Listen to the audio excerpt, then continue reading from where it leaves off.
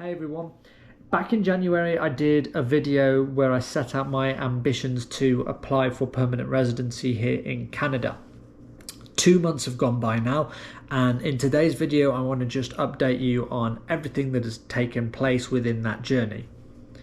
So just a quick recap first of all. Having spoken to a lawyer at Selkirk Law, I'm going to be applying through the British Columbia Provincial Nominee program, specifically the entry-level semi-skilled stream. Now, in order to do this, I have to have had a full-time job within a selection of specific occupations for up to 9 months before I can apply.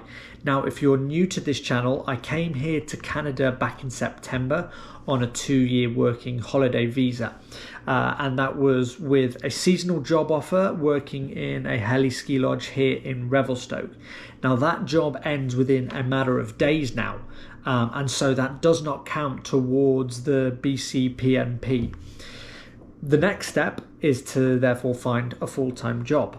Now, those specific occupations that I mentioned, they include working in travel and accommodation, tour guides, food and beverage service, haulage, and food processing, and a few others as well. Now, within these categories, there are also quite particular job roles, which are kind of loose, and they're also vague, but quite restrictive. That said, I have found it quite helpful actually in narrowing my options when I began my job search back in January. So fast forward to now, a number of interviews later, and on April the 18th, I will be starting a new job, a full-time job in a marketing office here in Revelstoke, which is great news. It's the step in the right direction that I'm looking for when it comes to applying for permanent residency or PR. And it keeps my initial timeline in check. So starting in April, this would mean that I would be able to apply for the program in the middle of January 2023. So that's next year. Briefly, I want to mention that I did look into applying for PR through another means by starting a business. This is something that I've talked about previously on this channel as one way to reach my goal of having a full-time life in the mountains.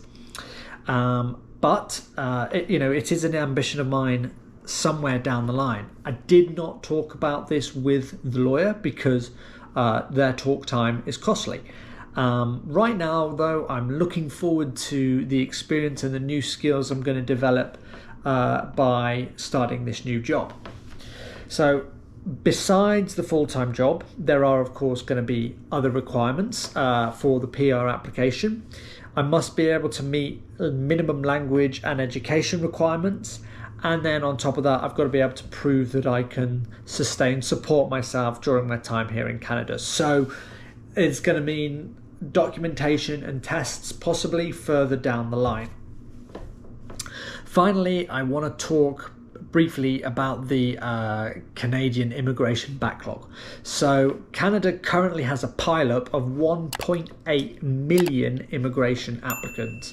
More than half of those are for permanent residency applications, and it is a problem in many towns like Revelstoke they've experienced issues related to the backlog of immigration. Just to give you an example, at times throughout this winter, I have been turned away from the local swimming centre because they don't have enough lifeguards. There's some ruling that permits only a certain amount of people per lifeguard, and so quite often at times they're at an unofficial capacity. Bringing it back to the PR application, what this indicates is that it is going to be a long, drawn-out process, and no doubt there is going to be a lot of non-communication from the immigration services, just like there was with my working holiday visa. So stressful times ahead, but right now, overall, I'm feeling quite positive.